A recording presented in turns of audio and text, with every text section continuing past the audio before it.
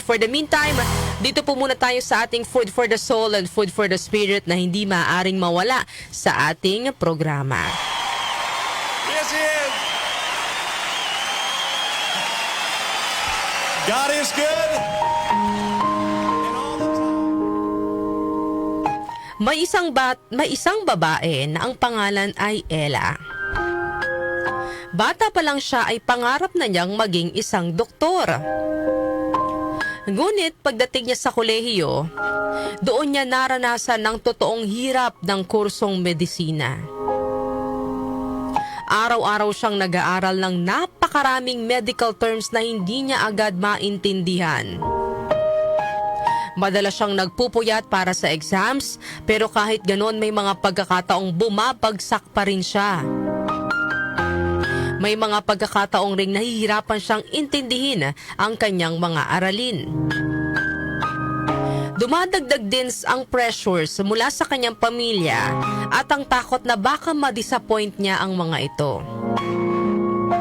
Kaya may mga araw na parang gusto na niyang sumuko at bitawan na lang ang pangarap niyang maging isang doktor. Isang araw, habang nagdidilig ng halaman ng kanyang lola, ay umiiyak na nag-open up si Ella sa kanyang lola. At ikinuwento niya ang lahat ng hirap na pinagdadaanan niya sa kanyang kurso. Sagot naman po ng kanyang lola, "Alam mo ba kung paano ko napalaki ang garden na ito? Hindi ko ito itinanim lahat sa isang araw lang.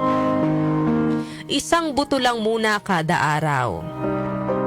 Sa bawat araw, dinidiligan ko, inaalagaan at hindi ko minamadali." Napawi ang pag-iyak ni Ella at doon niya na-realize na hindi niya kailangang matapos ang buong medisina sa isang upuan lang. Hindi niya kailangang maging perpekto araw-araw. Ang kailangan lang niya ay gawin ang kaya niya ngayon. Mag-aral ng mabuti, matuto sa mga pagkakamali, at humakbang kahit maliit lang. Simula noon, tuwing nahihirapan siya, ay sinasabi niya sa kanyang sarili, "Isa lang muna, isang araw lang muna, bukas ulit." Paglipas ng maraming taon at maraming maliliit na hakbang, natupad din ni Ella ang pangarap niya. Hindi dahil sinubukan niyang tapusin lahat agad, kundi dahil tinaga niyang tapusin ang bawat isang araw. Ano po ang aral na mapupulot natin sa kwentong ito? Minsan, napakabigat po ng mga challenge na pinagdadaanan po natin sa buhay, Lalo na kung sabay-sabay ang mga problema. Pero lagi po nating tatandaan na hindi natin kailangang tapusin ang lahat ng laban sa isang araw lang. Ang mahalaga, gawin mo lang kung ano ang kaya mo ngayon. Magpahinga kung pagod na, bumangon ulit bukas, mag-recharge, harapin ang hamon ng buhay ng buong lakas. Hindi masama kung mabagal, basta tuloy-tuloy. Ang mahalaga, humakbang ka lang, kahit maliit, kahit mabagal. Ika nga, one step at a time. Gawin mo kung ano ang kaya mo ngayon, bukas ulit yung susunod.